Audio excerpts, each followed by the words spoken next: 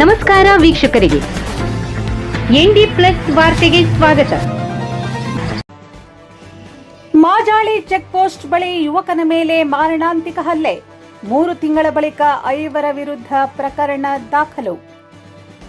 ಕಾರವಾರ ತಾಲೂಕಿನ Majali police check post ಸಮೀಪ ಯುವಕನ ಮೇಲೆ ನಡೆದಿದ್ದ ಮಾರಣಾಂತಿಕ ಹಲ್ಲೆ ಪ್ರಕರಣಕ್ಕೆ ಸಂಬಂಧಿಸಿದಂತೆ ಘಟನೆ ನಡೆದು ಸುಮಾರು 3 ತಿಂಗಳ ಬಳಿಕ 5 ವಿರುದ್ಧ ಚಿತ್ತಾಕುಲ್ ಪೊಲೀಸ್ ಠಾಣೆಯಲ್ಲಿ ಪ್ರಕರಣ ದಾಖಲಾಗಿದೆ. ಏಪ್ರಿಲ್ 17, 2026ರಂದು ಮಧ್ಯರಾತ್ರಿ ನಡೆದಿದ್ದ ಈ ಘಟನೆಯಲ್ಲಿ ಹಳೆ ದ್ವೇಷದ ಹಿನ್ನೆಲೆಯಲ್ಲಿ 2 ಕಾರುಗಳಲ್ಲಿ ಬಂದ ಆರೋಪಿಗಳು ಸಮೀರ್ ಕೆ ಅತ್ತಾರ್ ಅವರ ಕಾರನ್ನು ಅಡ್ಡಗಟ್ಟಿದ್ದಾರೆ ಎಂದು ದೂರಿನಲ್ಲಿ ತಿಳಿಸಲಾಗಿದೆ. ದೂರುದಾರರ ಪ್ರಕಾರ ಆರೋಪಿಗಳು ಅವಾಚ್ಯ ಶಬ್ದಗಳಿಂದ ನಿಂದಿಸಿ, ಇಂದು ನಿನ್ನನ್ನು ಕೊಲ್ಲುತ್ತೇವೆ, ಜೀವಂತ ಬಿಡುವುದಿಲ್ಲ ಎಂದು ಜೀವ ಬೆದರಿಕೆ ಹಾಕಿದ್ದಾರೆ.